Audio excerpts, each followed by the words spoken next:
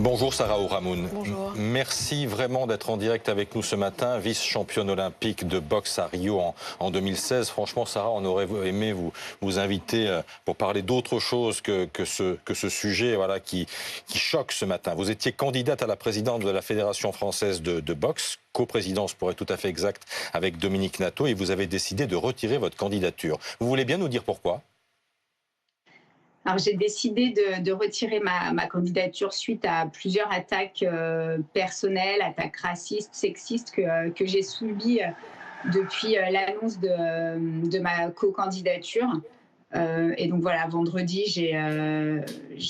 pour moi, la ligne franchise était inacceptable. Ces attaques personnelles et surtout racistes m'ont trop affectée.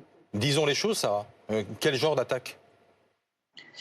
Des attaques sales arabes de service, femmes de ménage à la fédération, voilà, ce type d'attaque, et puis d'autres attaques aussi ignobles et d'une violence inouïe.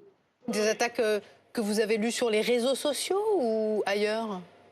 Des attaques qui ont circulé dans des groupes WhatsApp et qui m'ont été transmises, et puis des attaques anonymes aussi sur les réseaux sociaux. Je découvre avec douleur, vous avez écrit dans votre communiqué, que mon sport, celui que j'ai tant aimé, traverse une période de souffrance qui va au-delà des simples rivalités. Le racisme s'infiltre dans votre sport et c'est nouveau pour vous ?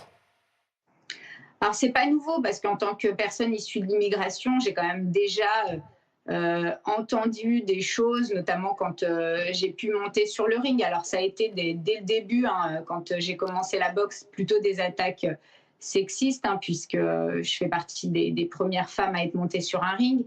Quelques attaques racistes aussi, mais ça avait jamais pris une forme aussi directe et aussi violente. Vous avez identifié le moment où ça bascule ? C'est le moment de l'annonce, en fait. Lundi dernier, j'ai annoncé ma co-candidature, et c'est à partir de ce moment-là vraiment que ça a basculé. Alors, ça va au-delà pour moi, ça va au-delà des... Je veux dire le moment où dans les insultes, il n'y a plus de tabou, quoi. C'est arrivé très vite, tout de suite. C'est-à-dire qu'à un moment, ça a été vraiment assez décomplexé. En fait, on est un peu étonné de votre retrait, parce que vous êtes une femme de combat, c'est même votre sport. Et on se dit, les attaques sur les réseaux sociaux, est-ce que finalement retirer votre candidature, ce n'est pas céder à ces abrutis ? Alors c'est vrai que ça peut paraître comme un renoncement ou un abandon. C'est pas le cas. Pour moi, c'est aussi dire non à l'intolérable. J'ai, je pense, une expérience, une énergie, des idées qui auraient pu servir à mon sport, à ma fédération, aux clubs qui font la boxe au quotidien. Mais aujourd'hui, mon combat est ailleurs. Je ne pense pas que je sois à la bonne place, justement, pour faire passer ces messages-là et continuer à porter ces valeurs. Et ça n'entache rien ma détermination et mes engagements. Je vais continuer, mais autrement. Peut-être pas sur une fonction officielle, peut-être plus sur le terrain, comme je le fais depuis des années. Mais ça prive quand même le combat contre le racisme d'une voix importante, ça. Non, parce qu'aujourd'hui, je prends la parole et je compte bien continuer à le faire. Pour moi, c'était quand même indispensable de dénoncer ces attitudes, de les reconnaître aussi comme un problème sociétal et faire en sorte que on travaille collectivement aussi pour un changement profond. Le sport, je suis convaincue que c'est quand même un terrain exceptionnel pour promouvoir la diversité, l'égalité, et c'est ce que je vais continuer à faire, mais autrement.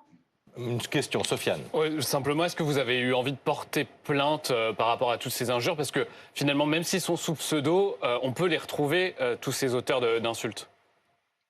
Je vais porter plainte. Je vais porter plainte parce que ça fait aussi partie du combat, et j'ai vraiment envie d'aller au bout de cette dénonciation et de faire en sorte que les personnes qui m'ont attaquée puissent aussi comprendre que c'est un délit.